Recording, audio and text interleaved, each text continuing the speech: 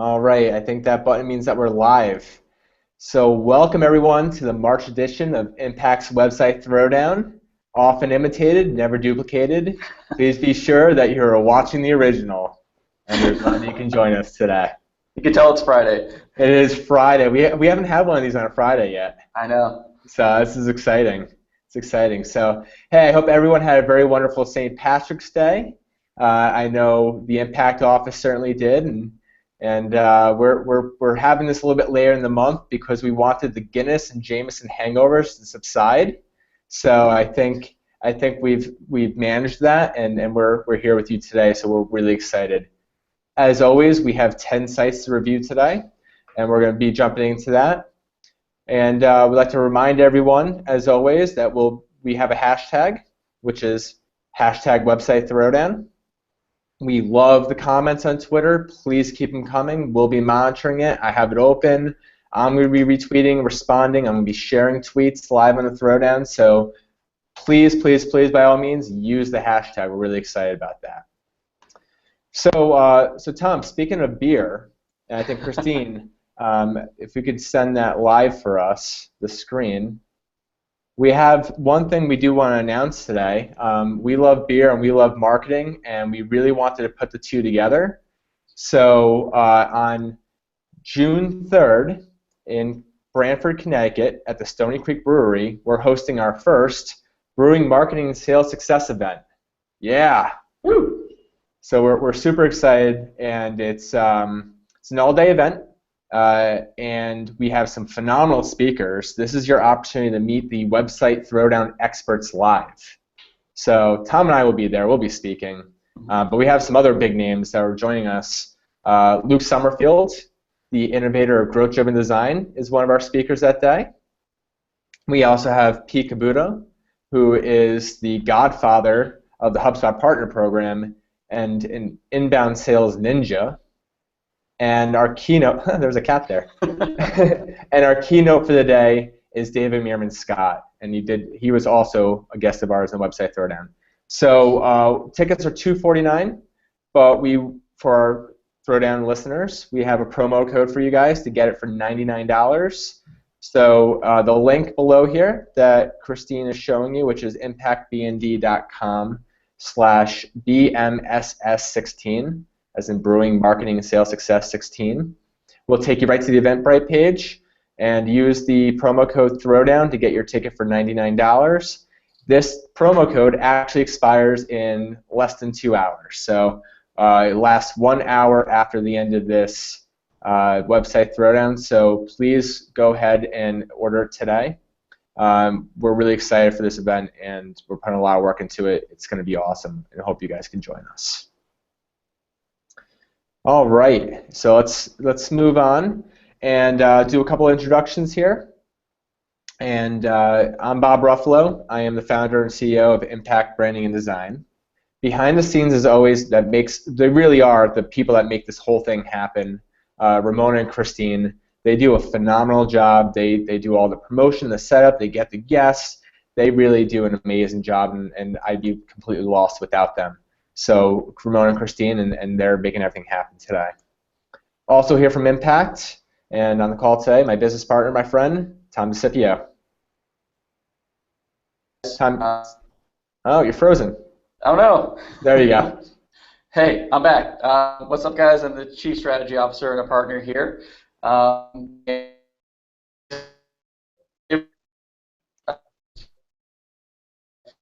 Usually I get to be on the phone working with people that are either interested in spinning up a program, just want to chat marketing strategies, or maybe have a beer. Anytime you give the office a call, you may be one of today's guests. And yeah. All right. Well, welcome, Tom. And we have another very special guest, as always. And I'd like to introduce everybody to Austin from HubSpot. Austin, introduce yourself. Hey everyone, I'm a UX designer at HubSpot. I oversee the user experience for our primary web properties. So HubSpot.com, the HubSpot blog, inbound.com, probably familiar to a lot of people here. So we're getting like 7 million visitors a month, so they're pretty high impact properties, lots of stuff going on. So I enjoy doing that. I speak a lot. I mentor students and startup founders at Columbia University, General Assembly. So really involved in design. It's a huge passion of mine, and the team that we're building out here is focused on applying really strong design principles and data-driven learnings to HubSpot.com, and I think that that's a lot of what I can talk about today. I won't always necessarily have like specific pieces of advice where I'll like go into a website and say, hey, this is the solution that I think you guys need to implement, because I don't have the context, I don't have like user testing or quantitative data in front of me. But what I will go through is, especially after looking at some of the sites, just talk about like some of the problems that you could encounter and how you could test against them. Awesome. So how cool is this? You know, everyone looks at HubSpot's website. So many people copy HubSpot's website and inbound.com, and here you are giving your advice today. So it's really, really cool that you're here. Very, very qualified guest. And also, I have to say, I love your Twitter handle too. I was like, did he forget the A in his name? Like, and Christine's like, no, Bob, it's the @ symbol. That's an A. I got really spatial with that because there's another Austin Knight who is also a UX designer, but he lives in Utah. And he took the one with the A, so he put me into a tight spot, but I think I managed to get the better one. I love it. Very, very creative. Well, we are ready to kick off here, so why don't we click over to our first site? Cool. And Christine, are we frozen on your end?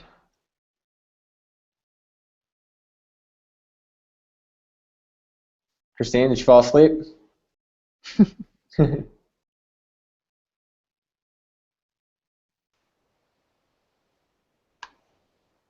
Sorry guys, looks like we're having a quick technical problem. Hang tight.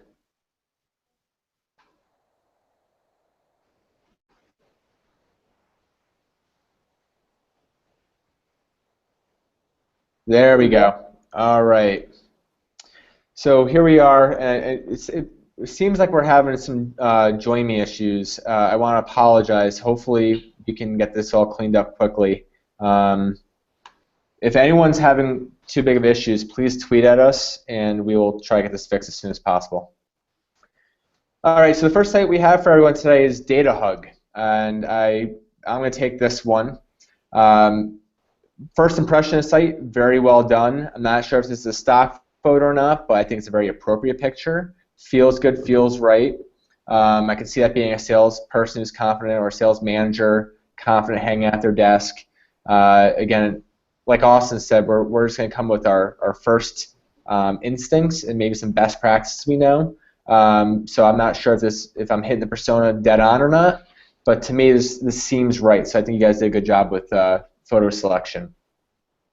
I always like to look at the site's title tag, which Christine, if you hover over the tab in Chrome, it'll give you a title tag, which obviously we know shows up in Google during search results. So I'm looking at the keyword you selected, which is sales optimization software. You have the word home in there, which adds no value, so you can ditch the word home in your title tag. And the keyword, I didn't do a search to see how you're ranking for that, but I'm going to imagine it's a very competitive keyword to rank for, but it is your primary keyword. So although I think you did a pretty good job selecting that keyword, again, you might want to test that with a keyword tool and see if there's other opportunities, but the word home there really doesn't add much value for you. I do love that you selected a orange color for your call to action. So you have the contact sales up there. That does pop, and we do know that the studies show that orange and red are the two highest converting calls to action. So I do like seeing that. I'm not sure if you're testing the text in that call to action. Contact sales, I'm not sure how that would perform against maybe if you receive a free consultation or try some other terms in there that might be a little bit more about what you're going to get for free. And we tend to see those convert at a higher rate. So I might recommend that you try some A/B testing there. Let's see. If we scroll down actually stay right there. One interesting thing I also picked up, reading the value prop, I probably would like to see that pop a little bit more. Data-driven sales optimization, that's not giving me too much. I can see it's a software, but it's not saying it's software. I'd like to see maybe some of the benefits jumping off a little bit more off your value proposition. You say that you help sales teams, but is that really the direct person that you're helping? Maybe you hone in a little bit more on who you're actually helping with this. I'm going to imagine it's probably sales leadership, maybe. But you also might be helping the salespeople as well.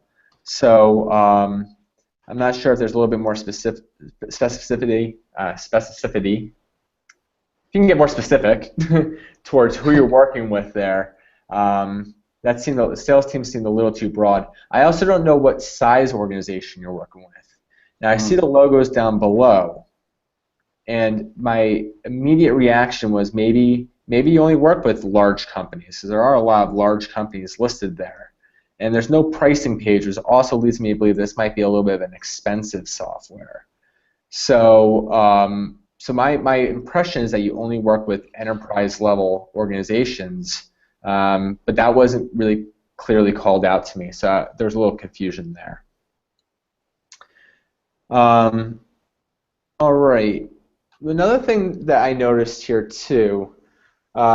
When I look at softwares, and I evaluate softwares all the time, being in the marketing world, there's always new softwares coming out, and you're checking out the websites, and I always like, and maybe this is a more of a personal preference, but I think there's some merit here, I like softwares where I can get started right away. And you look at some of the fastest growing softwares, you can just sign right up and start using it immediately, even if there's some kind of free version. And I'm not seeing that here. I have to talk to sales, and I know when I've looked at some expensive softwares, that's actually been a deterrent for me, because then I might find a competitor where I can get up and go and I start using a little bit, and I'm a little bit more engaged in the software and engaged in the brand. I give that the first shot before I look at alternatives. So I'm not sure if that's a possibility for you to maybe offer a quick sign up and get started and a walkthrough with a tutorial. But it's definitely something I would consider if I were you guys. A couple of last things I have going off this page. Christine, if you want to go to the resources page really quick.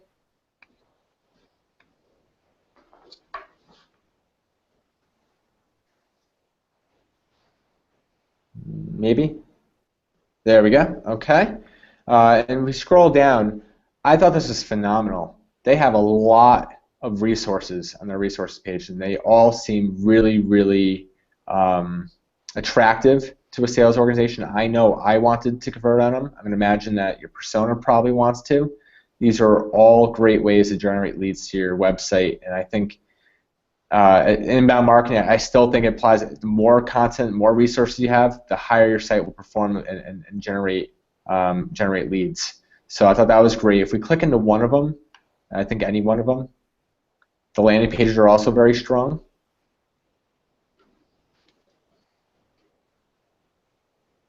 Is that going? There we go. I thought they did a pretty good job with the landing pages as well. I'm not really sure if you need the email address and the phone number on the top of the landing page. That might be something I would ditch. I'm not sure if there's a reason why you have that there. But I would recommend that you add share links to these pages, because the content seems really good. Titles are very strong. Get people to share the landing pages, so consider some share links on the landing pages.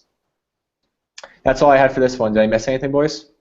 I got a couple things that I could add quickly. Just so with this page, since we're on it, one thing that I would do here is just fix your viewport spacing so that you can see here the footer.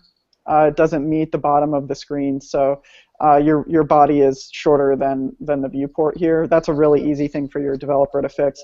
Also, I don't know if any of these links on like the logo or anything like that are active, like if any of those elements, okay, they're not. So that's good, because you don't want to really give people too many paths off of the landing page from a conversion standpoint.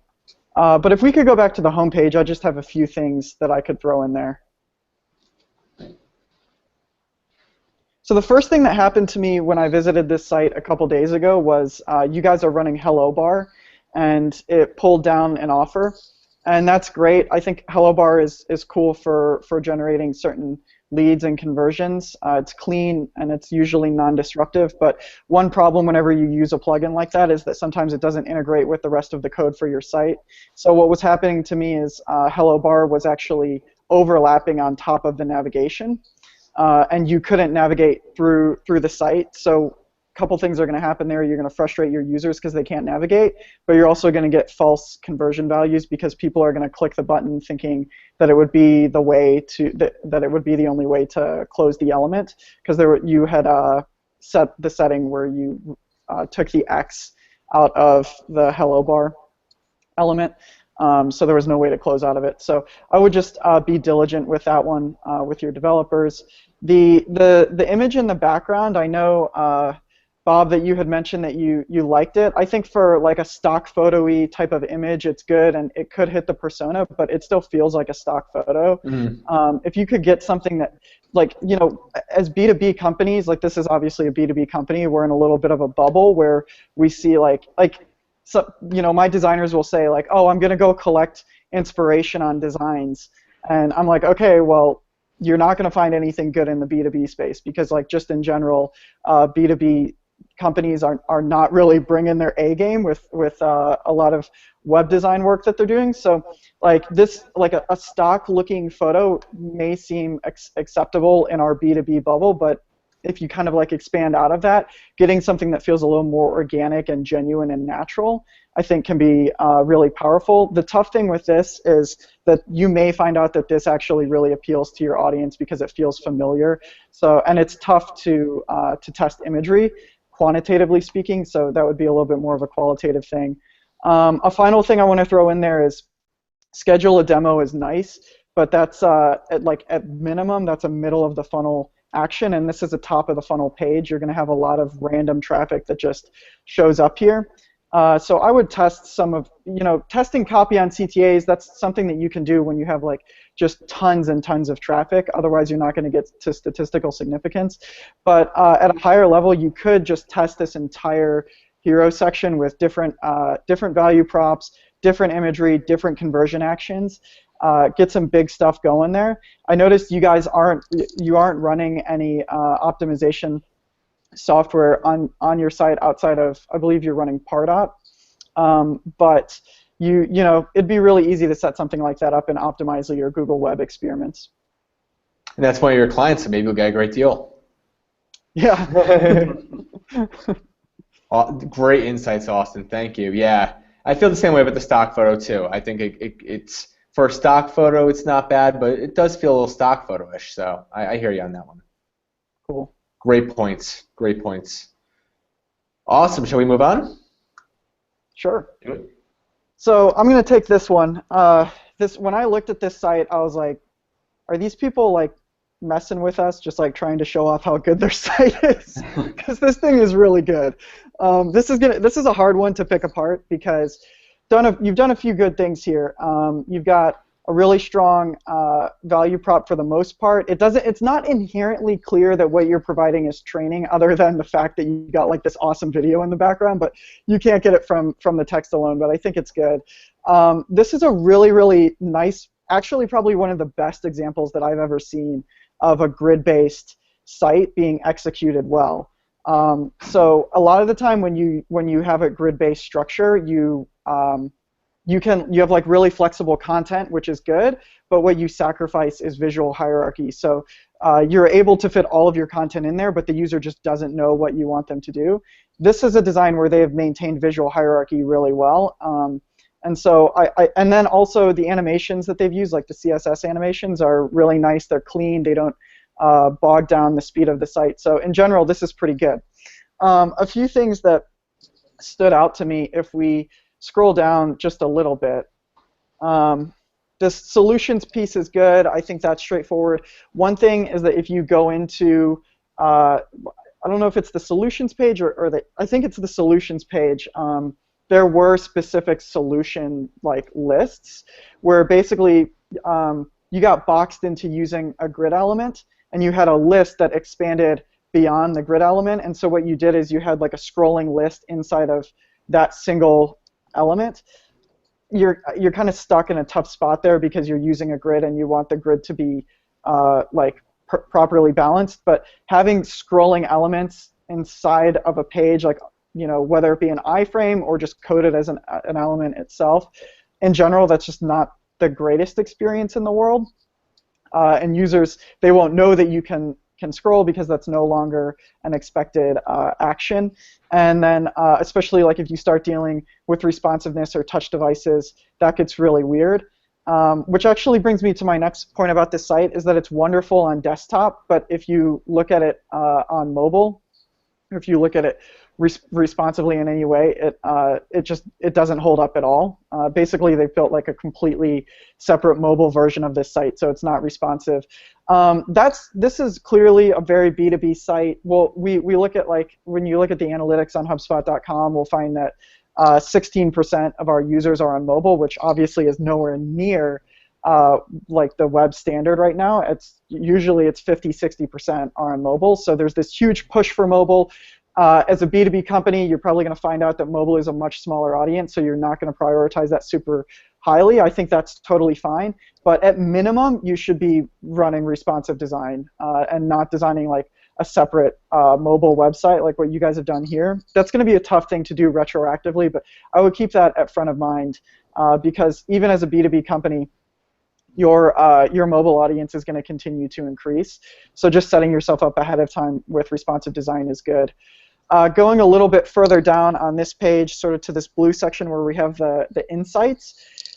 I like this. I think that again, like, strong visual hierarchy, but if you look at, like, if you hover over blog or news or anything like that, just as a user, the first thing that comes up is like a date and then a specific piece of content. So this is cool, but for me, two things are happening here. One, I feel like if I were going to click on this, it would take me to a specific piece of content when actually I might just want to view all of your news or all of your blog or all of your press. So how do I do that? And then the other thing is the title is going to be more important to me than the date for when you published it. So, like, it seems a little counterintuitive to have the date be really large and in bold text, and then the title, like, smaller and more difficult to read. Great point. Great point. I would apply similar advice to the upcoming events. I love seeing, like, all of these events down here that you guys list out. But the one thing that, like, just as a user, whenever I'm browsing a site that has a ton of events, which you guys do, I'm going to want to see, like, all of the events and then filter down for my locale, like where are the areas that I'm willing to travel to attend these things. You do have a view all link, but it's the same, I believe it's actually the same typeface and font weight as like the events themselves. So it kind of just blurs into the events when that might actually be the most important action for the user at that point, is just getting to that view all place. So I may even, like, it's really convenient that you're using the strong grid. You could just have, like, cut into that large box to the right, and then at the bottom have a piece there. I don't know. That's getting a little too solution specific, but I would just, for all of this stuff, I think you've got, like, an amazing foundation, an amazing site. I think things are going really, like, in a really good direction here. I would just run some user tests with actual users that fit your demographic to see what they have to say about those specific elements, and I would prod at some of the things that I pointed out, because you could find out that I'm totally right, or that I was going in a bad direction. So. Awesome insights, Austin. Thank you. And again, can't reinforce that enough. Everything we're saying here, these are ideas. These are some of the best practices, things that we've learned or seen work or read stats. But it's always up for testing and how it's going to work for your site and for your company. Yep. Great. I noticed one small SEO thing really quick. I don't want this to get missed. Look at the title tag. Got home up there again. I bring that up. People need to know their home bot. They certainly are. They certainly are. Awesome. And if we look at the hashtag really quick, BevLogic, he's sharing some images. He wants to know to never stop learning because life never stops teaching. I love that. So that's why he's on the Throwdown. Great. Well, let's move on to the next site here. And Tom, is this one yours? Yeah. Well, awesome. I just want to comment. There's so many actionable tips that you shared in there, so I hope everyone here is taking notes on that because that is super specific. But luckily, we're recording it, so they can watch it again and again and again. Yeah, Yes. sorry I had to talk fast there. I was worried about time. No, that's okay. That's okay. Cool. So a couple of the first things I noticed upon coming to this site was in my viewport on my 13-inch MacBook Pro here, I noticed that the call to action right away was kind of below the fold. So for me, I saw that there was a really strong value proposition, a nice subheading, and I was kind of hoping it was going to lead me to the next step, but there was no kind of downward arrow or button for me to take that action besides the contact us in the right-hand corner. But as far as going kind of back to the value proposition, I kind of enjoy the question part of it, but that's a really bold claim just underneath it that your search ends here. But you do kind of provide some kind of background to why it would end here. But it's a lot of, and I'm going to say this as nice as I can, it's a lot of buzzwords. Peace of mind, strength, confidence. I feel that's something that everyone would say. So try to find your differentiator in this subheading and make sure that if you're going to make a claim that I shouldn't be looking anywhere else, that you can really back it up there. And I don't doubt that you have the ability to produce those things, that you are strong and confident. But that's, in many cases, if I go to another website, I may be finding some of those same things being said. The other part, again, going back to the imagery that we talked about on the first website, I've seen this skyline imagery on so many different websites. And you're chuckling over there because you have too. Mm-hmm. And when I think environment, this isn't really I understand that it may be from an engineering perspective and a commercial perspective, so maybe that's why we have the city imagery, but just the relational standpoint, maybe that more organic feeling, I don't feel anything related to the environment when I see this. But maybe that's on purpose. Again, I'm not really sure if this would resonate more with your persona or not. Christine, I thought the same thing too, and yeah.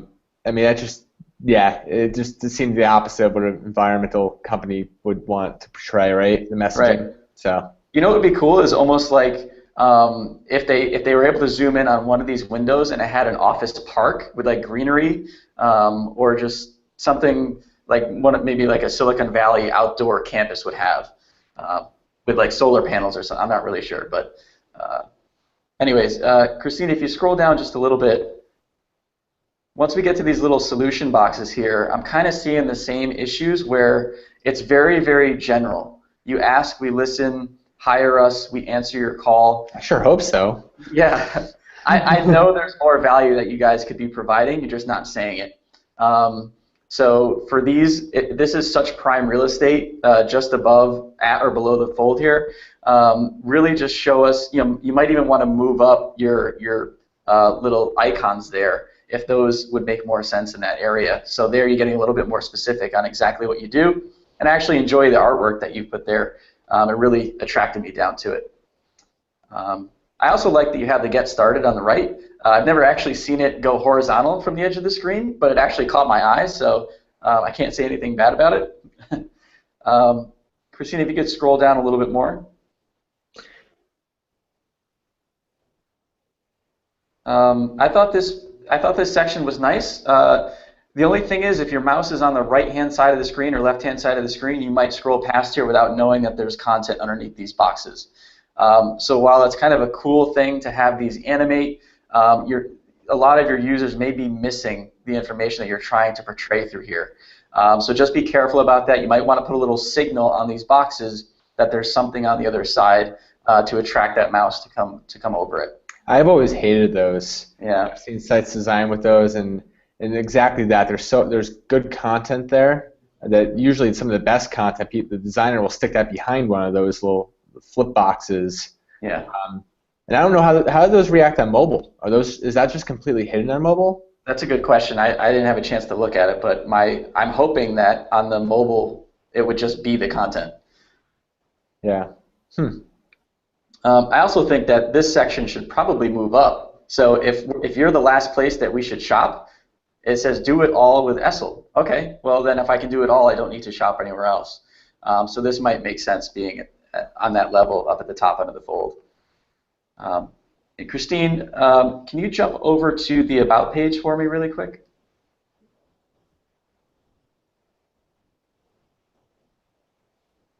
The first thing I noticed is that there's a spelling mistake in environmental, so definitely check that out, whoever is managing that. And then I again, back to the imagery, I don't understand what's happening behind the value proposition. It looks like a speaker on the right-hand side, like a subwoofer. So again, I'm missing the connection there, and imagery is so powerful. So I'd love to see something different. Scrolling down a little bit,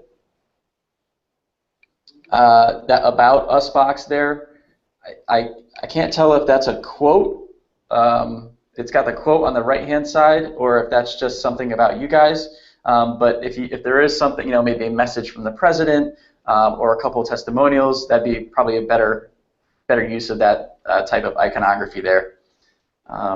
Moving down. It looks like the web designer in their template used what was meant to be a block quote. Yeah. And I'm not sure why they would use that. It should just be regular text. Yeah, that's a great point. That's a great point. I love that you have the the how we work section, and then we get down to personal, professional, productive. And again, if there's a spelling mistake there, parental. But the other thing that I feel like we're going to get a web developer fired or web designer fired today. Sorry, it's a throwdown. maybe they're showing us before it goes live. Well, I guess it is live. Yeah. The only other thing here is if it's personal, show me pictures of the people I'll be working with. You've got these stock photo engineer folks, but to me, personality is about knowing who I'm going to be working with and actually seeing them. And Christine, hover over that image. I just saw that. Think about how you're wording your images, because Google can read that. So you might want to have, professional environmental services -01 as your image name, and then make sure that's in your alt tag as well. And then finally, Christine, if you go to the blog section,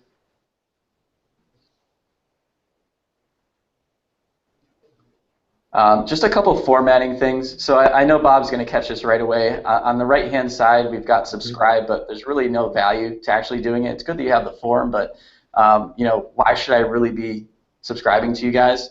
You could probably fit that right under that heading and increase your subscription rate. The form also looks broken. Yeah, it does look a little odd. And same with the imagery. The blog is hidden under the header in the top left. Oh yeah, good point. I didn't catch that. And it's in white. They're really making you look for it. Yeah. And it's the imagery. I think that the template is meant for some wider images, so it looks like they're kind of cut off a little bit.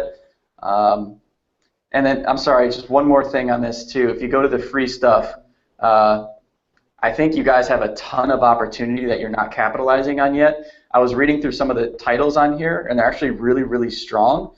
The only thing is that I can download these at will. So I get that you want to have some free stuff that you give away, but here's a really good opportunity for you guys to capture some leads, because looking at project management, I can't read it from here, project managers, environmental due diligence, really, really strong title. And there's some great information below that. So really, really capitalize on that, guys. Seriously, like right now. Awesome. This is something that should be easy for this site to do. They're running on HubSpot. That's a really easy thing to set up with a landing page in our product. Mm-hmm. Great stuff. What do you say we move on to the next site here? Do it. All right, Cat Edge. This one's mine. So my first impression on the site was it was very busy when I first came on here. There's just a lot going on. You have a slider. You have some very busy CTAs, a lot of CTAs, a lot of text. It just didn't come off with a very, in a way that I could receive a core message. And that was, I think, what was the first reaction I had. Like, okay, I know what CAD is, but what do you guys do? Like, what is it? Like, what's going on? And it took me a while and some personal digging to really find it. So, I would recommend maybe looking at some different redesign options for the entire homepage and get some better hierarchy and do it from a what message do we want people to get when they land on our homepage. People might come to your site through a blog article or a webinar or a white paper, and then they click back and say, who are these people all about? And they click onto the logo in the top corner, and they know they're going to go to the homepage, and then they see this, and the message is not getting there. So that's the first thing I would put some focus on. There's let's see, what do I have here for the title tag? If you hover over the title tag, it's the best CAD software. That's quite a claim. To me, it comes off a little gimmicky. So I don't know if I position ourselves as the best CAD software. Similar to the last site we saw, there needs to be some form of honesty and humility. Social proof. Differentiators. Yeah, all of that. But like, why? Why are you the best? Like, come give in 2 or 3 words. Why should I care about you? You know, if that's where you want to promote front and center. Best is not going to do. I think your audience is smart enough to say, all right, they call themselves the best. Whatever. You know, I don't think you're adding any value by using the word best. This picture right here with the circuit or the hardware that you have there, you're pushing yourself as a software company, then I'm seeing hardware. That's very confusing. Maybe that makes sense in your industry. I'm just coming as an outsider looking in. I probably would love to see some software. If you even go hover over products really quick and just hover over SolidWorks software, like, look at how much software you have compared to everything else. If you scroll down, nothing else has any of those drop-down pages. My sense is that you're really trying to push your software. But the first thing I see when I come to your site is a piece of hardware. So I would love to see your software in action. Can you have some kind of like video that's showing the software being used and something being 3D created and showing how beautiful the UI of your software is, and then you share that with some kind of value proposition that shows your key differentiator and some social proof and humility. You put all of that together, that should be the first thing you see when you come onto the site, in my opinion. And I would take a suggestion like that and continue through and see if there's something really there. I have one thing that like just going off of the best software and everything like that. That's not to say that you should say like world's okayest CAD software or whatever. But what it is to say is that you're probably producing a really great product, and you probably know that. Identifying, as Bob mentioned, the differentiators, the things in the product that make it the best. That why do you believe your software is the best? Just putting those things out there in a very simple and straightforward manner, and letting the product speak for itself, and let the user come to the conclusion that it's the best CAD software. Don't try to force that message on them, because you want to build user trust. You want your user to believe that you're actually trying to help them make a good decision, and not come from a very biased standpoint where it's like, oh yeah, we're the best, you should believe us. They're not going to trust you as much. They're not going to listen to you as much. You're better off letting the product itself speak for itself. With the carousel, go to shouldiuseacarousel.com. Yes, I didn't know they existed. That's awesome. Yeah, do that, and then kill your carousel, because carousels, they don't receive any actual engagement. Users can't read them as soon as I try to read, especially this second slide, the red one. That's just not happening. So simplification in general, like you want to have a very, very focused single action. What's the one thing, if every user that comes to your homepage, if there's one thing that you could have them do, one thing that they could take away, what is that single thing? And optimize everything for that. Don't try to solve for a million different things, which is really, really difficult to do if you're a multi-product company. So. We've had some phenomenal guests on the show, Austin. Your insight is just absolutely incredible. Yeah. Absolutely incredible. My mind is blown. Yeah, this is great. I have a couple more quick things, and we'll move on to the next site. Welcome to. It's 2016 now. the welcome to our homepage, welcome to us, those have to go. You're adding no value there. I would ditch that. Weekly newsletter, I think it's great that you have an offer like a newsletter, but instead of the header being weekly newsletter, make that more actionable. Receive insights on blank in your mailbox once a week or something like that. That would be a lot stronger than just the header weekly newsletter. Those are some small things I had, and if we're good, we'll move on to the next site. Do it. Cool.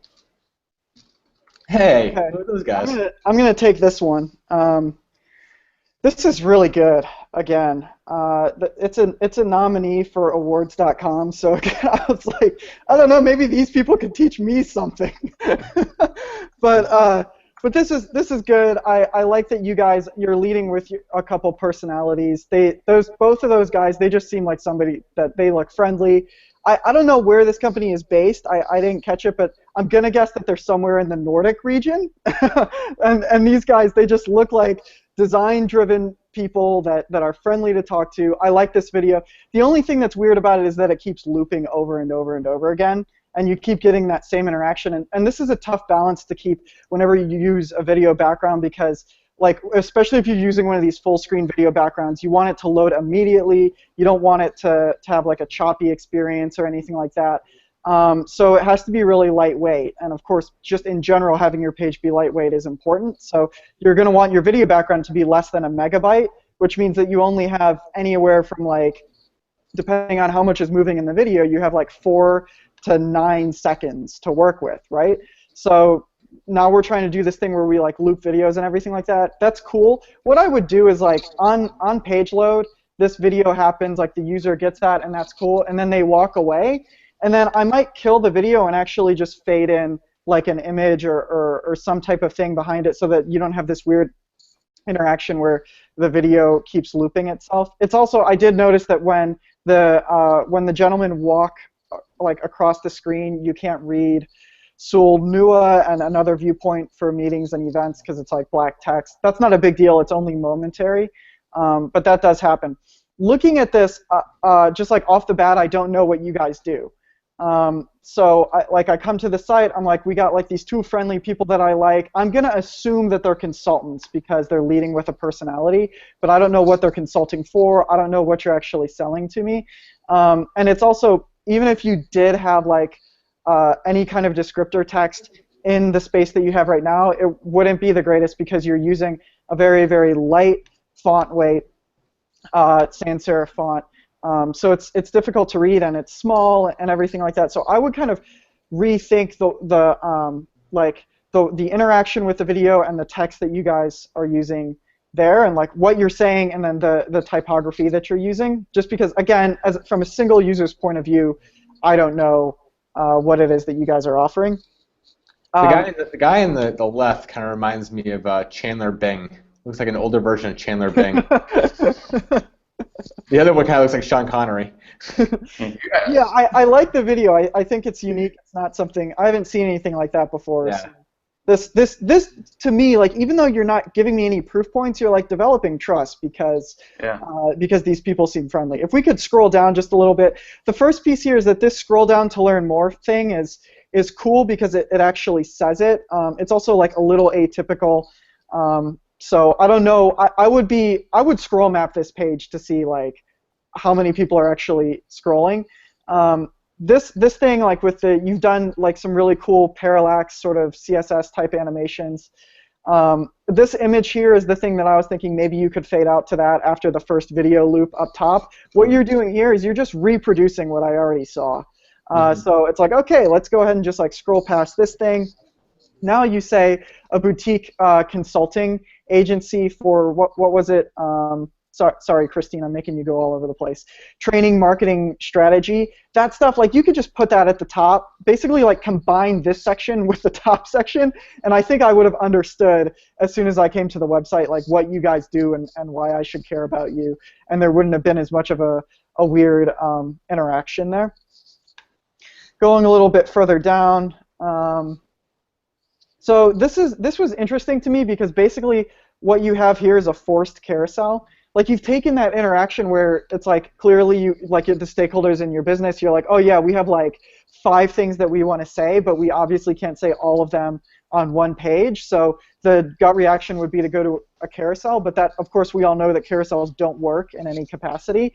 So here you have like a scrolling sort of thing where it's like I have to engage with all of this. I would scroll map this section as well and look like how many people are actually engaging with this part of the page. Where are they spending time? Because my hypothesis would be they're just blowing through this thing just as much as they would blow through a carousel. I think it feels like, you know, if you can take this content and position it in a little bit more of a static way and let the user navigate to those pieces on their own so that they can find what they care about, that may be a little more effective instead of letting this serve as a blocker between where they actually want to go, because they may want some other piece of content, but they have to blow past through this to get the answer that they're looking for, instead of just arranging it in a way that's a little more static and easy for them to get to. I don't know if that completely makes sense, but I think that in general, like whenever you force a user to scroll through some type of like animated thing like this or whatever, you really have to consider like what kind of value is it providing to the user, and given like our primary persona, the primary type of person that's going to be visiting our page, like what percentage of those people is this specific content going to resonate with? How are we actually going to answer the questions that they have? What are the questions that they have? Like, do you guys know?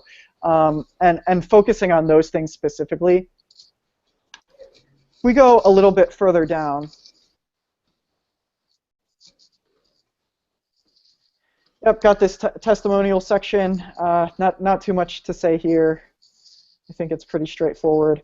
This is like really busy, and this is kind of what I was talking about with grids, where like you just lose hierarchy. The descriptor text under like these different sections is really small. I just don't even really know what's going on here. So I think that you could condense this, simplify it, make it a little bit larger. Do you even need to have this on the home page? I don't know. This is cool. You're leading with data. Again, this is a strong use of the animations, so I like this. You know, I like this in my experience as a user. I think that this is basically what you've done here. Is like you see those things that are so typical now, where you like scroll down in a site and it'll say like by the numbers, and they just have like 4 sections with like numbers that tick up. Nobody pays attention, at least in my experience with user testing. Users don't pay attention to that anymore because it's on every site. It's like I feel like I'm looking at a template. You guys basically took the goal that you had, that you would have applied to that type of section, which is, hey, we want to brag about our numbers and make people realize, you know, we're a worldly company.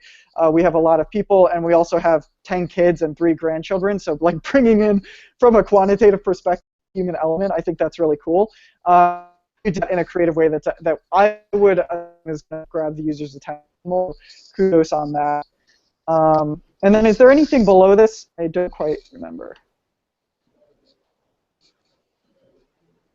Yeah, again, whoa, like lots of stuff happening here. It looks like we got a bunch of, I'm assuming these are testimonials. We actually used to have something very similar to this on HubSpot.com, and we canned it because we tested it a bunch. And when you have like these grids with like just not strong hierarchy, and like you're just throwing testimonials at people on a home page, like in a section this big, for us at least, it just wasn't as effective. We found it would be better to focus on a single testimonial. What's our one rock star testimonial that we definitely want people to take away, and also not give it an entire viewport's worth of real estate. So we only gave it a portion. If you go to HubSpot.com now, you'll see that it's only a portion of the screen, and we're not sort of like taking the whole screen over with a bunch of testimonials. There's a bunch of different ways that you can get to strong social proof, and sometimes like volume is a good way to do that, but I don't think it's completely happening here. There's so much going on with this site. This is one of the most unique sites I think I've ever seen. Yeah. And in good ways, and also maybe in not the best ways. Yeah. right? Like there are design patterns that you want to uphold because of prototypicality and cognitive fluency. Mm-hmm. Users expect websites to behave a certain way to a certain degree, and the brain naturally processes that, which is easy to process. So when you start breaking really, really core expectations and core design patterns, as innovative as that is, and as much as it's great to sort of try to push design forward that way, you're also going to turn off some of your users because they're not going to know how to process it. They're not going to understand how to interact with it. So it's a matter of figuring out what are the concrete core components of design now, today, in 2016, and upholding those in your design and not trying necessarily to innovate beyond those, because you're actually going to hurt your KPIs and the user experience. And then figuring out what are the things that are not core, where are the areas that we can differentiate ourselves and innovate there. Awesome. Well, in fairness of time, I know we're at 2:51. We're going to be going over. So we want to definitely move on and get the rest of the sites in we have without rushing them. So let's move on here. We have NetStar IT support. Yeah, I hope everyone cleared their schedule because we're going to spend some time on these bad boys. Yeah, so I had a chance to look through this one, and I'll do a compliment sandwich here. I'm going to start with the good. So this is one of the first sites I think we've seen where they serve up their phone number, and I think that's lost a lot in some of these service businesses. I know that some people have a model where it makes sense to not have that, but for someone in the IT space, I think that's awesome. The thing, and I like that it says the value prop is proactive support. Now, the only other issue that I saw with that is when I was browsing through the rest of the site, there was no quick way for me to get support from you guys. The IT support on the navigation is what you offer as a service for support, but there's no link to that other than your contact page. There was nothing in the footer. There wasn't anything following me down the page. So for me, if support is truly your focus and your business model and where most of your revenue is, I would love to be able to see that. Now, you actually back it up, too, when you go to the bottom of the page. If you can scroll down, Christine, there's some stats down here, which I thought were great. It was a nice way to finish out the page. 99% of support tickets are responded within 10 minutes, but I couldn't find a place to actually submit one, so it was a little confusing to me. The other thing, too, is although I love these stats, and I love what's going on down here, it's a little bit busy. And then from maybe a grammar perspective, so 95% of our clients were completely satisfied with our expert. To me, says they're no longer your clients. So I kind of want to see that as 95% are completely satisfied or were that in a different way. That's really nitpicky. Wow, but the little things add up, though. Yeah, yeah. So just a couple things to keep in mind down there. One other win I thought you guys had down here is I love that you have a person at your company with their logo on the shirt. That is great. You guys are an IT company. You're supporting people. You're talking to people. You know, I love that. That is so good. It's so rare that we see those things on websites. Hopefully it's not just a stock photo with somebody with the logo photoshopped in the shirt. Hey, even if it is, they fooled me pretty good. So the next thing I ran into are the business or the challenge pages, right? So it's an interesting way to kind of voice your solutions. And I just want to kind of point out that this company is in the UK, and I know that there are kind of cultural differences between you know, kind of working with somebody who purchases there versus who purchases in the US. So maybe this is effective, but for me, reading business challenges didn't tell me to take an action. It's just kind of a topic, business challenges. But inside there, I noticed you have a bunch of different services that you offer, and one of them is actually inbound marketing. So not only are you IT support, but you also offer inbound marketing under the growth challenge, which is pretty cool. So that kind of just brought up like, wow, you guys are into a lot. You have a lot of different avenues of the business, but I would kind of like that to be seen kind of split up in a different way. So I'm not really sure how to do that, but it just kind of had me going all over the place on this page. I wasn't really sure how I was going to follow you through here because you've got your business challenge if you're looking at the navigation, then you go to customers, so you're showing how you solve, but then you go back to IT support, which is another one of your services. So it's kind of like top of the funnel, middle to bottom of the funnel, top of the funnel, middle of the funnel, top of the funnel. You guys get the picture here. I'm kind of looking for that consistent hierarchy and flow across the navigation there. Then in, sorry, I'm just looking back at my notes here. If you go, now that we're on the business page, I'm sorry, Christine, can you click into the business page here, or growth challenge, whatever? For me, it was just super verbose. There's a ton of content, and it was actually pretty good, but it's just difficult for me to stop and say, okay, what's the most important thing that I should be gathering from this page? And it's very, very long and content heavy. And again, I know there are cultural differences between UK, US. I've been told by many people overseas that they like to read a lot more, so maybe this makes sense, but for our US audience, I would highly suggest that you kind of cut this down a lot. So That makes it sound so dumb. It's like, just take the user interface from that TV in Idiocracy, and just that will resonate with the entire U.S. audience.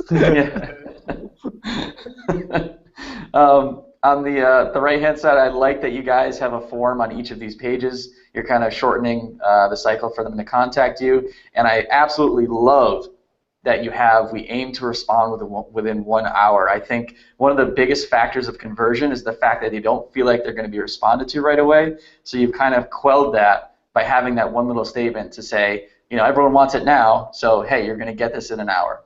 So I think that's really helpful for conversion. Just below that, there's another box for, I think, 5 reasons to switch. Christine, if you can scroll down.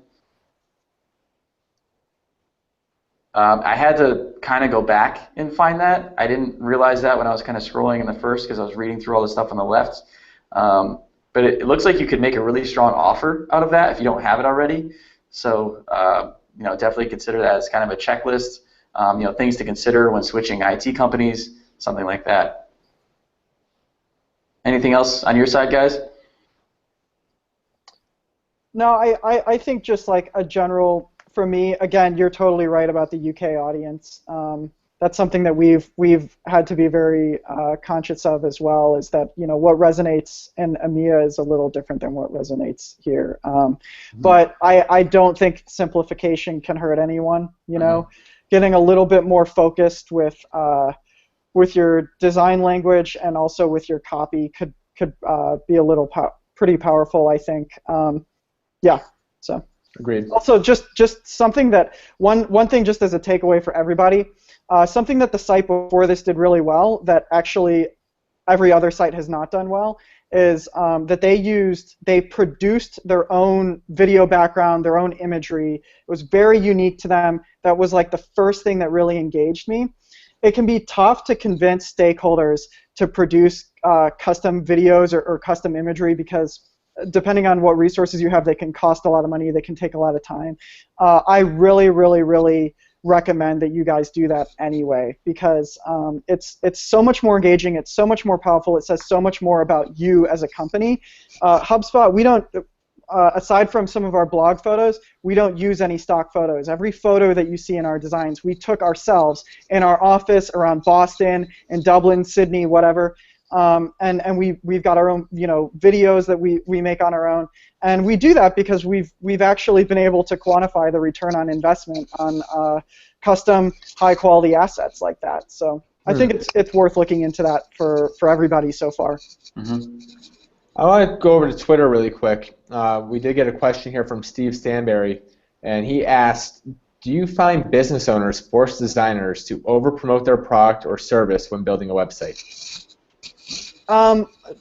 Yeah, so this is a common question that I get as a designer, and like I report up to the people that I report up to. They're like C level. Like my manager is a VP, and then above him is it's like the C-suite. So I feel your pain. Like I go into meetings with like they have very, very focused objectives and everything like that. The first thing that I think it's important for designers to remember is that they serve two core user groups. And the first is the user, of course, the customer, whoever that may be. But the second is the business. That's the person who employs you. That's the person that you equally answer to. And a problem that we have in a lot of businesses is that the people at the top will only focus on the business. So in turn, the designer will be the only person focusing on the user. That's unhealthy. That's a completely different conversation. But in general, I think that what the designer's role, and the best designers that you'll meet will be the designer that can actually understand and empathize not only with the user, but also with the business owner. We talk a lot about empathy and understanding our users, but very rarely do we talk about empathizing with the people that employ us and understanding that their goals are our goals. And if you can see them both as core user groups, then you should be able to take the goals of your users and also of your business leaders and bring them together in a solution that is going to solve for both. That is really what some of the best designers that I've met, they're just masters of doing that. Amen. Yeah. So Great yes, there's like, I think especially in younger, less experienced, immature designers, there's this tendency to say, yeah, I'm always at odds with the business owner. They just don't know what they're talking about. They're only focused on like profits, revenue, retention, that type of thing. You know what? Honestly, sometimes that does happen. Sometimes the business owner just doesn't get it. That's unfortunate. In the overwhelming majority of the cases, my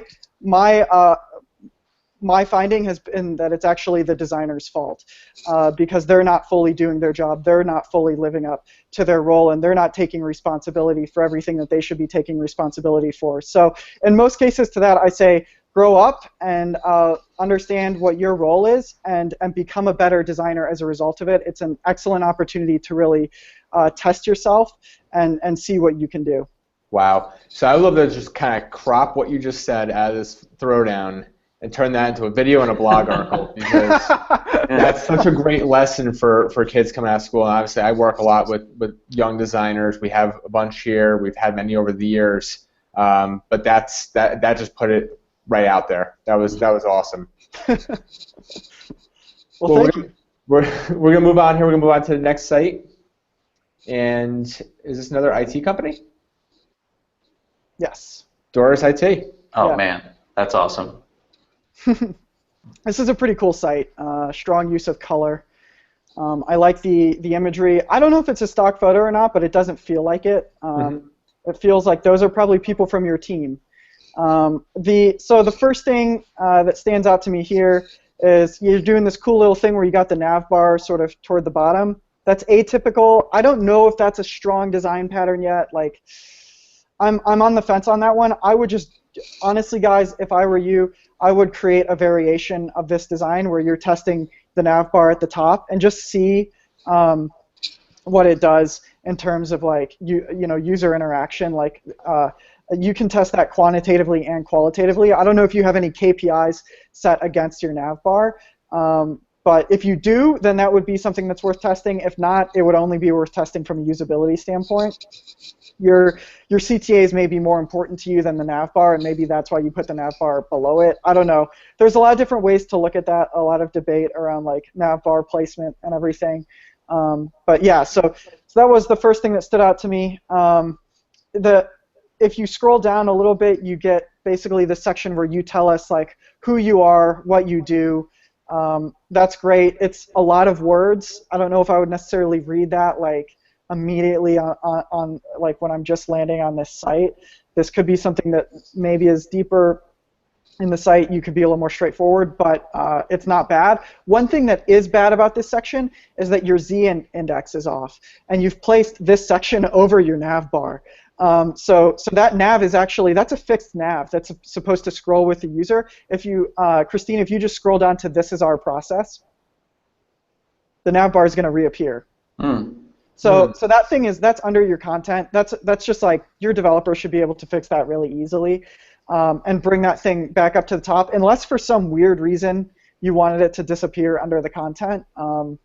Maybe it was intentional, but that felt broken to me, so I wanted to call that out. Process is cool. I think just like in general, that like having a little bit of. So I'm picking on Doris for this, but actually this is something that we could apply to all of the sites. It's just this site is for the most part, it's pretty well designed. So, like in general, like if I get nitpicky with designs, that means that you've probably just got a good, solid design.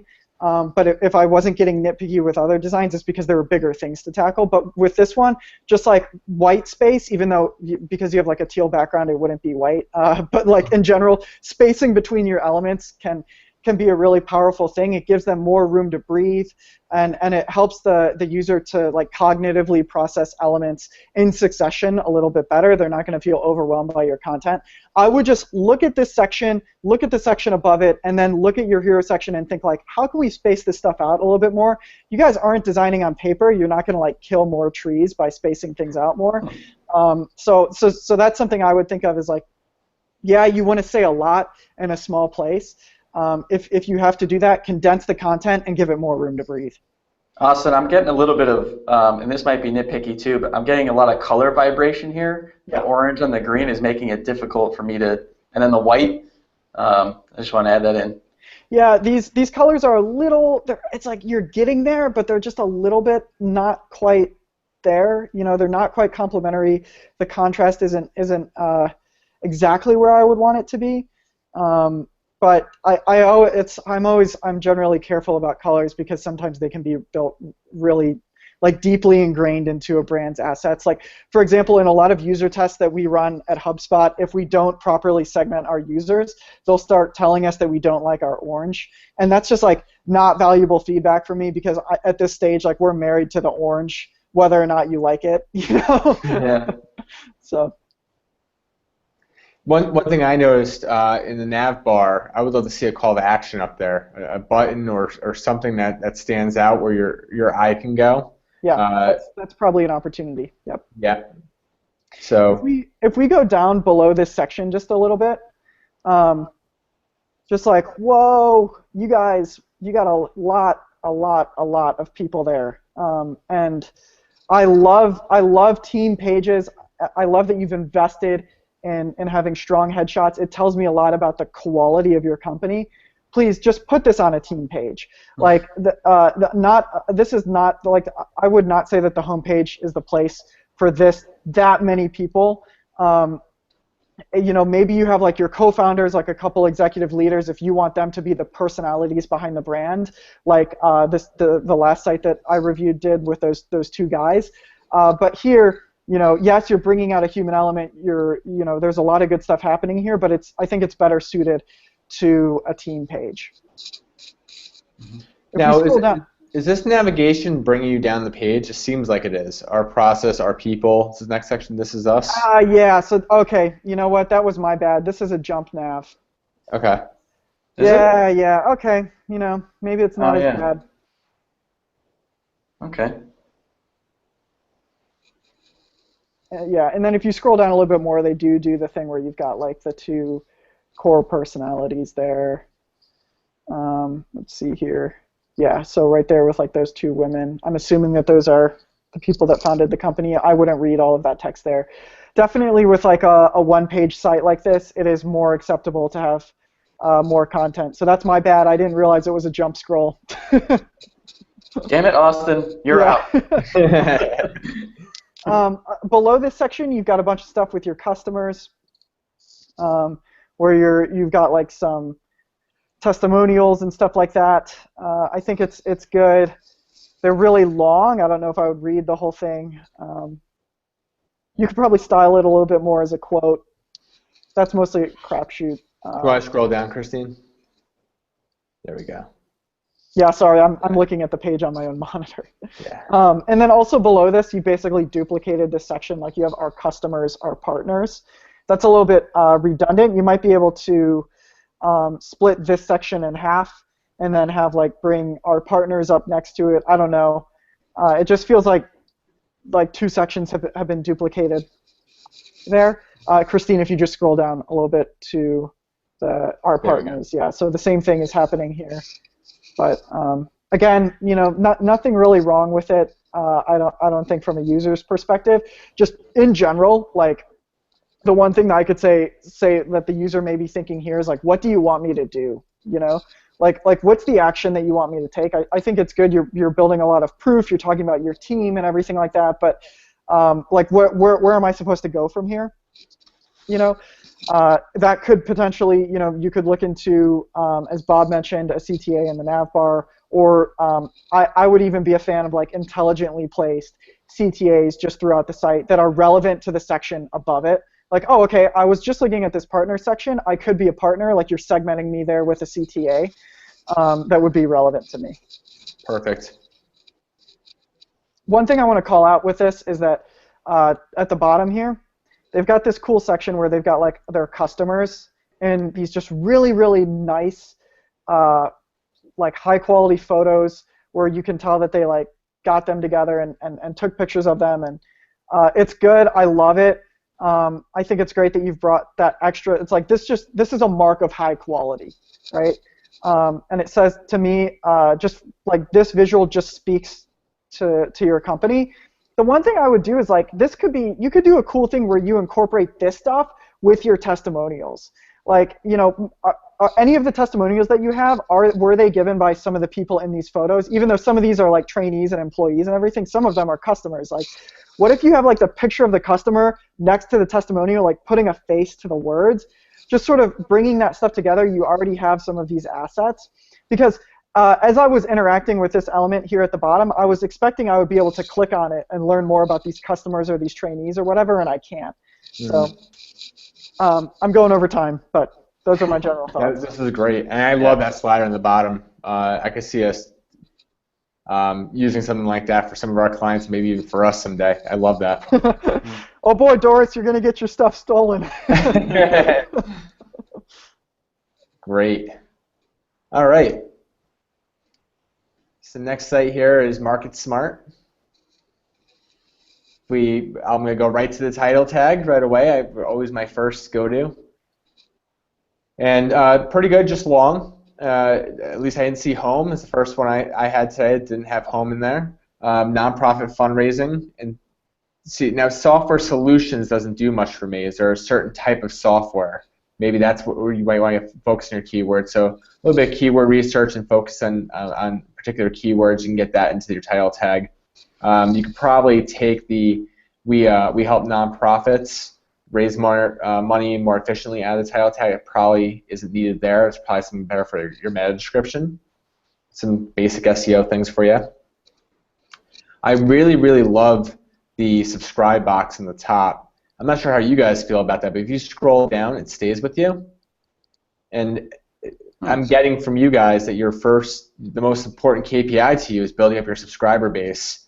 I agree with that. For impact, that's one of the main KPIs we look at. I think HubSpot, for your marketing team, that's one of the main KPIs you look at to see how many email subscribers you have. And I like that that's right there front and center. Where I think there's an area for improvement is get weekly nonprofit ideas straight to your inbox.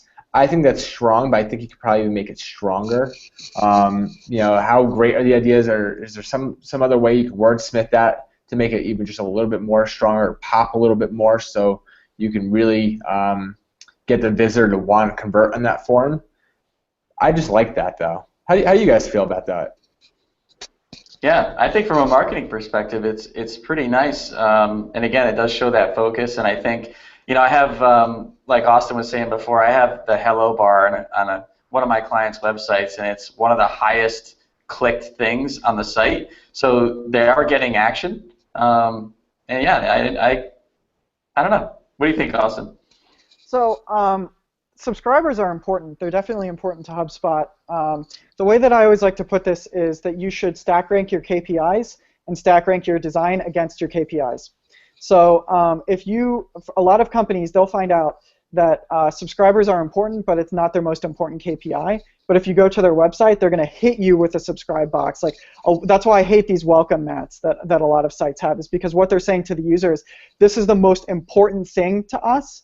That's what our design is communicating. This is the main thing that we want you to do, when in reality it may not be their primary KPI. So in general, I just think whenever you're thinking about subscribers, like, stack rank that against your other KPIs, the other actions that you want the user to take, and then that should be equally reflected in your design. If your subscriber is your third priority, then I should be able to go to your site and look at your design, and that should come through to me. Like, okay, subscribers are important, but it's not the most important thing. So just like with that general piece, this piece that they have at the top here, this is like the MailChimp top bar.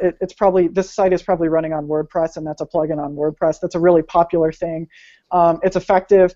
I think it's non-intrusive. I like it. Sometimes it can behave a little weird on mobile, depending on the options that you select and everything, so that's something to be aware of. It will take up much more real estate on mobile, is what I'm saying. Yeah. And it makes it seem much more important than it actually is. But here, this is like, if you insist on having an element that's going to scroll with the user and getting them to sign up for, for your newsletter or whatever it may be, this is probably the most friendly way to do it. Awesome. Now, to get a demo button, I like the fact that it was an actionable call to action. It says get, so you understand you're going to receive something. Small tidbit, maybe you could test that with some different colors. I'd love to see if there's a difference if you test it with that orangey red color that I see right in those hands down below. So I would recommend maybe doing some testing there. I like the visual. It seems non-profity to me. It seems like that goes along with the brand and what we're trying to get across. I like the fact that since you're dealing with nonprofits, and nonprofits are all very mission-based, and you lead right off here with your mission. Our mission is simple. We help nonprofits raise more money more efficiently. Loud and clear, got it. I did check out the video, and the video seems effective, but it's really, really hidden. So I'm not sure if we could call that out a little bit more or reposition that somehow into your design. So, and maybe you are getting the clicks and everything that you're hoping for there. To me, it just seems a little bit hidden. So I'm not sure how we can redesign that a little bit so people can find it a little bit more. Mm-hmm. Let's see. If we scroll down, one thing we haven't seen too much of, and I think we actually, this site has it, maybe it's on the blog, not too much exit intent on any of these sites. I know it seems a little bit, when I say exit intent, that means when the user takes their mouse and they go as if they're going to leave the page, maybe hit the back button or change the URL, and the pop-up comes up. It seems intrusive, but it is at the end of the visit, and they are effective, especially for a company here that we're seeing are trying to get subscribers. I would love to see the exit intent. Now, do they have that on the home page, Christine? They don't have it on the home page, but if we go over to the blog, I did see that. So maybe if you just hang around for it might even just pop up. It might be timed. I believe I saw it on the site. But if I'm wrong, I do love exit intent, and I am a big fan of it. So I do recommend testing it out for your company to see if it's driving more subscribers or conversions for you. I love the name of the blog, Smart Ideas. It goes right along with the brand. I thought that was really creative. Too often we just see people and it's just blog. Oh, there it is. There you go. I'm not sure if that was exit intent or if it was just timed. Looks like it was timed. It was timed. Okay. There's one thing on exit intent is depending on the script that you use for exit intent, sometimes the user can get the pop-up when they're not actually intending to exit. Mm-hmm. That is one thing that we've tested against. So whenever you get yourself into an exit intent modal, just know that you're putting a modal on your site. So be willing to accept that endeavor. Yeah. So Christine, don't close that yet. I also. Oh, no. It was timed to close. It was like a Snapchat snap. Oh wow. Well, I was going to recommend, and we're also testing out with bigger. Larger exit intent or exit pop-ups, and that might be another recommendation for some of our recent clients. We've actually had the entire page change a color and then had the text nice and clear. It's actually a little bit better designed, and we're comparing the stats right now to see how that performs. Just another option. The blog, I like the fact that I'm seeing that you guys are blogging consistently. I do have some recommendations here. First, the overall layout of the blog does seem a little busy with the two sidebars. It's a little bit confusing. I would like to see the content pop a little bit more there.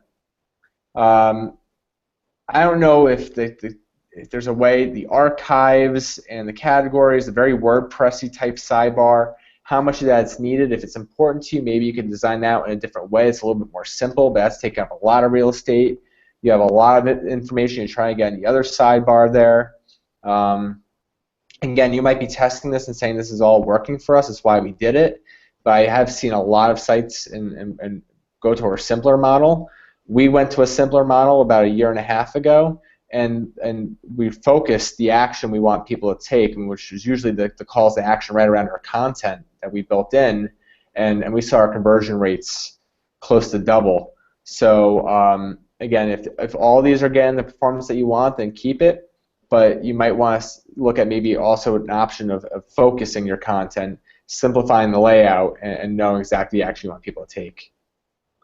Tom did mention this earlier, but on the subscribe sidebar, maybe a small little value proposition of underneath the title to subscribe. Like, what are we going to get? Why should I subscribe to this? Why is this better than everything else? Do you have it kind of on the top there? Get actionable tips and tricks that work, but maybe below it, get actionable tips and tricks to help you start raising money immediately. Yeah. Over 10,000 subscribers, or something to give me a little bit more reason why I should subscribe to that. Yeah. Just on this real quick, as a user, why do I have to give you my first name, last name, email, state, region, and my biggest fundraising challenge if I subscribe in the sidebar, but I could just enter my email in the bar at the top? Mm-hmm. That seems a little weird to me. Am I subscribing to two different lists? I know what you're doing. You're trying to lead score me with the box over here to the left, and I think that's totally cool. But like, just in general, like having discrepancies in your design like that, users will pick up on that, and that'll feel a little weird to them. And that could also, like, if you're putting them into the same list, that could be a back out. Just something to think about. Yeah, absolutely. And the last thing I have here is that your articles are authored by your company name. I would recommend replacing those with the actual author, and maybe even a picture, and to give a little bit more personality to your brand. Again, you're talking nonprofit. It's a very emotional, very people-driven industry, and you're kind of hiding behind a name, or just leaving the question like, who actually wrote this article? Who's the face behind this content? So I would replace that and personalize your content a little bit more. Great. We have 2 more sites to go through, and we're only 22 minutes over. So, that's a new record. But we don't want to rob anybody of our feedback and our critiques here. So we're still trying to spend time on every site we have. Yep. So I'm going to take this one. This is a really clean site. First thing right off the bat, that's a Wistia video. This company is clearly using Wistia and HubSpot. Hat tip for that one. That's a power combo right there. Wistia is located just down the street from us. We love those guys. The analytics that you can get in your videos are amazing, so I hope that you're utilizing that part of that video to see what people are engaging with. And also, one thing that I might even try to test with this is, so design patterns for videos can be a little weird. Sometimes you'll find that uglier design patterns in videos will actually improve engagement. Like, people will be more likely to watch a video if it has like sort of this ugly looking type of player or whatever. But you could try to integrate that video into the hero section and see, like what that does. I think that this thing where it's like you've got a hero and then a video like embedded in the hero, that was a big thing for a while when we were just sort of getting around to video marketing and everything. But it does still feel like now it feels like a little bit of a redundant design pattern. Sometimes it can be more effective though. So again, that's something that I would definitely prove out with some quantitative data. I think that I love this, like, there are now 3 certainties in life: death, taxes, and data breaches. I love it. I think that it's like that, you're leading with a little bit of a sense of humor. The only thing that I don't completely get here is, like, which one do you guys do? Obviously it's not death, but is it taxes or is it data breaches? I'm assuming that it's data breaches from, like, looking below on the page and the fact that you're called UpGuard and everything like that, but I don't completely know. So I may be a little bit more, like, explicit just in your text about what it is that you specifically do. I'm sure that the user can get that through the video, but look it up in your analytics, not not even like the majority of your users are going to play that video. That's my assumption. That's what we see as well. So you want to make sure that like as soon as the user lands on this page, they're going to get that message. Bob, you look like you want to say something. There's something missing here though. So there are now 3 certainties in life: death, taxes, and data breaches. And then you just go get a free instant UpGuard external assessment of any URL. Like, you haven't said how you make that problem go away. You put fear in everyone's lives that, oh my God, data breaches are like death and taxes, right? And then you didn't really connect how you solve it. So there's missing a statement there. Yeah. Yep. If we scroll down to what is UpGuard just a little bit here. This is cool, super text heavy. I would guess that your users probably aren't reading this. It's like, I don't know, it just doesn't feel complete to me. So I don't know exactly like what specifically you could do here, but I know that you're leading with the right question, right? So it's like you've got the right idea here, because most users, in the user testing that I've done, for some reason, the first thing that they ask every time that they come to a website is like, what is this? Even if you gave them a business card and you talk to them about what the product is, they're still going to ask what it is. So you're leading with the right thing here, you're answering the right questions, but it's the way that you're answering it that I think, you know, you might want to play around with that a little bit. Having that like immediate paragraph in frankly small text, that's not going to be as effective as I think it could be. Introduce, you know, maybe you can, like, something that I think as a general piece of advice for this website is show me, don't tell me. This is something that we've learned the hard way at HubSpot, so I'm going to pass that on to you without you having to run the painstaking test that I have, is if you can lead with visuals, and you can have visuals that are going to tell the user what UpGuard does on its own, and then just like strong headlines as supporting copy instead of just like big paragraphs, it's going to be much more effective. The user's going to get it a lot better. So like figure out, you know, like how can I visually represent the 2 or 3 awesome differentiating things that UpGuard does, and then have like a couple, you know, like 20-point headlines off to the side that are gonna like reinforce that, but you know, and then have an action point like this learn more button, where if the user wants to understand the details and really dig into the meat of it, they can, but you're gonna give them like this high level overview on the homepage. Again, test that with your specific audience, but I think it's worth looking into leading with a visual and telling your story that way. Great point. Benefits from the inside out, if we could scroll down to that section. This is cool. This is a really, really common design pattern. So users can sometimes get a little fatigued with these like four column things where it's like you've got an icon, headline, text. I've seen a lot of users blow past this type of thing just because it's so templatey now. But there's a lot of different ways that you can sort of, you know, really bring this content out. The first thing that I might play around with is like, you know, do you need to have the laptop surrounding every single one of those things? That makes it seem like it's replicated over and over and over again. But I would also like qualitatively test this with your users and say, you know, like, are you reading it? Like, try to probe for like, are they actually reading this? Are they getting value out of this? Because if they're not, then it could be an issue of the content or the design execution, or you may find out that they love it, and I'm just like the one guy that doesn't. Going down here, determination of IT risk then and now. If we scroll down just a little bit, yeah. This is cool. Like, you got the right idea. Like, you're saying, this is what it used to be, and this is what it is now. That is powerful because you're showing people like why they should care about it, and frankly now why they should care more about it. But like, again, just visually representing like the then and the now and putting it in a way that's easily digestible. I would have, first off, like maybe try like putting those sections in containers, and then like, you know, spacing them a little bit more from each other. And having like key takeaways for each section, and then visually representing what is then, what is now. Like, how can I visually represent those things, so that it's really clear that this is a comparison of the past and the present, and this is what's different about the present, and thus why I should care about the service that UpGuard is offering me. Good point. Maybe see some black and white photo and some color photo. Yeah, like there's a lot of different ways that you can do that.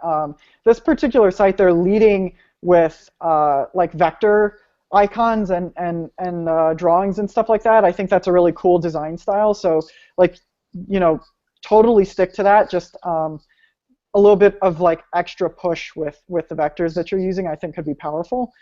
When you scroll down to the next section, it says, how can I use UpGuard? I like this because in this section, what you're doing is you're letting the user segment themselves by persona and choose what their path is based on that. So that's really powerful. Wouldn't it be cool though if if you could just take that sort of vector drawing style and use that leverage that as a visual to help the user segment themselves and have what does a DevOps person look like? What does an IT security person look like? Whatever. Draw an actual person in that vector format, and then have them 4 of them lined up and let them segment that way, so that they can figure out visually the person that they associate themselves with. Again, that's I'm giving you a solution. This section may be totally performing the way that it needs to, and I just don't realize it. But what I'm getting here is leading with text, lots of text and everything like that, lots of these column, 2 columns, 4 columns, 2 columns, again 2 columns, and then a couple rows. It's just not. I think that there could be better ways to look at the way that you present that information. And I liked what you said about the vector images of the people, because actually one example of a company that does that very well is Basecamp. They've always had people representing the different types of people that use their product. So it's some inspiration there for you. Yeah. Great. Should we move on to the next site? Yeah. The who uses it section is good right under that, and then you have a section that says let us show you how with a conversion form, and some social proof with logos and everything. I think it's mostly good. Yeah. Perfect. All right. Let's we got one more site here, and then we're gonna bring it home. All right. I'll tackle this one, no pun intended. You've been waiting all Throwdown to say it. Man, I have this in my notes. No, I think the first cool thing is that I believe these guys are located down the street from us, actually. Oh, really? Yeah, I think so. Austin, what was that website you said for carousels? ShouldIUseACarousel.com. Yeah, I think this is probably a good candidate for that website to go check that out. But just the first thing, I feel like every site I've looked at today has a spelling mistake. So there is one on the slider. I forget which one it is because I can't see the navigation, so I don't know if I'm on the first slide or the second slide or the third one. But anyways, actually on this slide I wanted to call out that I enjoyed that it gives the option to segment the persona. So are you a player or behave right there? It's behave, right?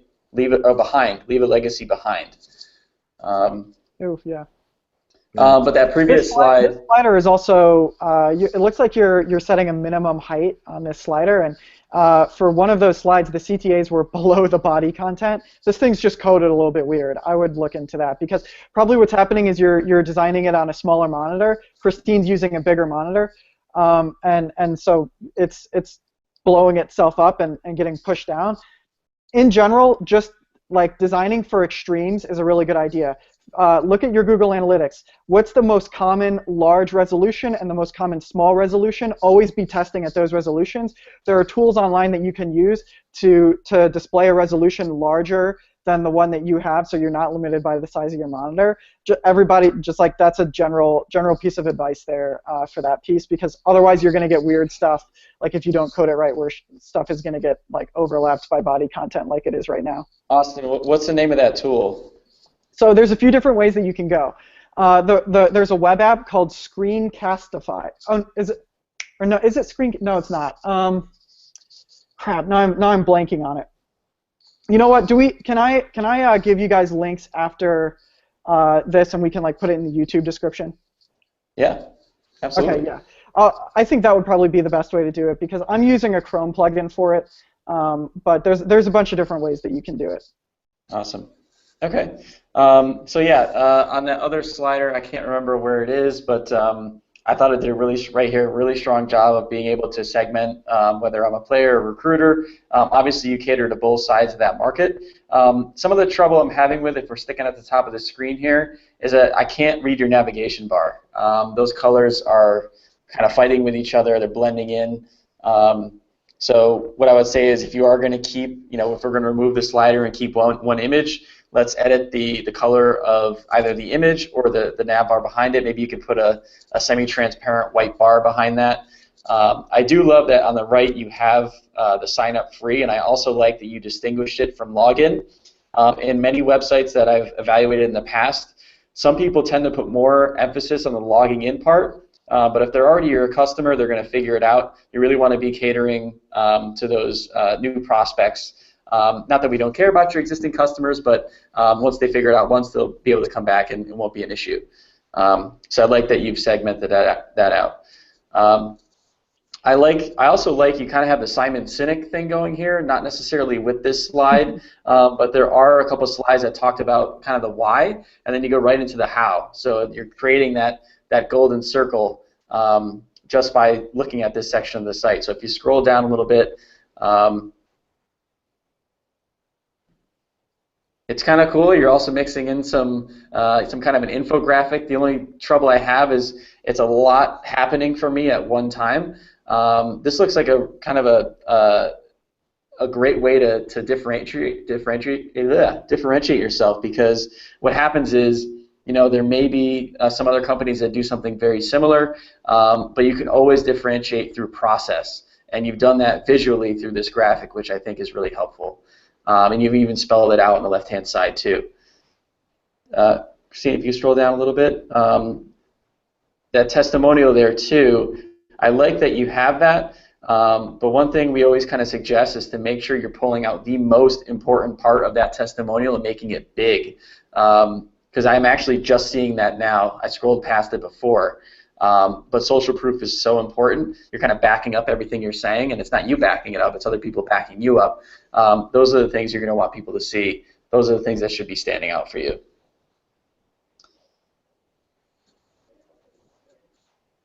Again, we're kind of going through more of like the how you help. So you've got the strategy here. But what's kind of breaking my concentration right now is the way that these images are set up with the different blocks of content. It's hard for my eye to kind of follow this down the page. In some ways it looks a little bit broken. I know it's not, that's just the way that the template is set up, but I'm having trouble, like, should I look at the content first, go down at the testimonial, then go right to the promote, connect, share, and then go down again? I just think you can really arrange this in a way that maybe there's a small icon on the left-hand side, an icon just for strategy. Then you have the 3 steps on the right and a little testimonial underneath that that's more horizontal. And then do the same thing for each box below that. So update on the tools that you asked about. Okay. There is one responsive tool. It's at flexible.gs/responsive-test. That will test for the standard responsive breakpoints. The tool that I was thinking of is called Screenfly, SCREENFLY, and that will give you up to a 24-inch monitor. And then the tool that I use is again, a plugin for Chrome. It's called Viewport Resizer. If you just Google Viewport Resizer Chrome, you can add it to your browser. This thing it'll show you, you can set different viewports for it to show you the size at, but also the thing that I love is as you resize the screen, it will tell you what the size of the viewport is, so you can watch the breakpoints. Nice. Thanks for sharing. Totally. Awesome. And one thing I noticed, and I'm not sure this is going to happen here, Christine, if you can go down to the footer and click on Contacts. Nope, under About Us. Nope, in the footer. There, yep, you're right there. There you go. See, that was hard. We have to make that easier. It happened. Yeah. I think this thing got hacked. Oh yeah. Wow. So that's a really funky thing. There's Tom, some sort of redirect happening there, right? Yeah, something's happening. Tom, you when you said that they were located down the street, I was looking to see where they were, clicked on their contact us page, and that popped right up. Okay. All right. So yeah, I mean, I think there's a couple. If this is WordPress, it looks like it is. There's definitely like a couple free virus things you can, softwares you can install on here. But I think the best thing to do would be to move it over to a dedicated WordPress host like WP Engine, where they offer free virus protection. They'll fix that, right away. if you need any help with that, just give us a call. We'll be happy to help you. Yeah. All right, so let's bring this thing home. Do it. This has been officially the longest website throwdown we've ever done. Austin, thank you so much for hanging around all this time. Totally. Yeah. I want to remind everybody that Brewing Marketing and Sales Success, again, it's June 3rd in Branford, Connecticut at the Stony Creek Brewery. I've expanded the promo code, so that's going to last for a few more hours now. So once you're done watching this, go jet over to this link down here, buy your ticket, meet us in person. We can't wait to meet you. And we're going to have an awesome day. And that's it. So I want to thank everybody for their help today. We had some great interaction on Twitter. We didn't get to all the tweets, unfortunately, because of time, but there were some great tweets. Go read them. Next month, do we have the date here? Ramona gave me the date, but I forgot it. But the April website throwdown, we're just going to have Kip Bodnar, the CMO of HubSpot, joining us. Oh boy. Well, he's going to put me to shame. Well, we're really excited to have him, and if I can find the date here, I will say that before the end of the throwdown. So thank you again to our entire marketing team. Thank you to everyone who tuned in today. And again, a very special thanks to our guest, Austin. You were amazing, man. Killed it. Oh, thank you. Crushed it. Thanks, So, guys. Austin, if anyone wants to get in touch with you after this, how can they get in touch with you? So the best way to do it is I'm on Twitter at USTINKNIGHT.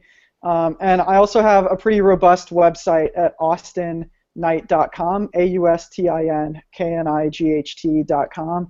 I write a lot. I host a podcast called the UX and Growth Podcast. We talk about this stuff every week. We bring on some pretty impressive guests, at least I think so. And there's all of that stuff is on my website. You can learn more actually about the specific stuff that I discussed here, because these are all hot topics for me. So I'd love to hear from you guys, and I think we had some excellent sites come through the throwdown today. So kudos to everybody that was not afraid to put their design out there and let us smack it around. And there was some excellent work that I saw from clearly designers that are the type of people that even I would like to work with, as picky as I am. So it was great. Great. Well, again, Austin, thank you so much. And Ramona got me that date, like I knew she would, is Wednesday, April 20th. So Kip Bodnar will be here, CMO of HubSpot. Super excited. Tom, if anyone wants to get in touch with us after this throwdown, how can they get in touch with us? Yeah. So usually we have the link up here, but we've been taken over by Brewing Marketing and Sales Success. But if you go to impactbnd.com/talk? Yep.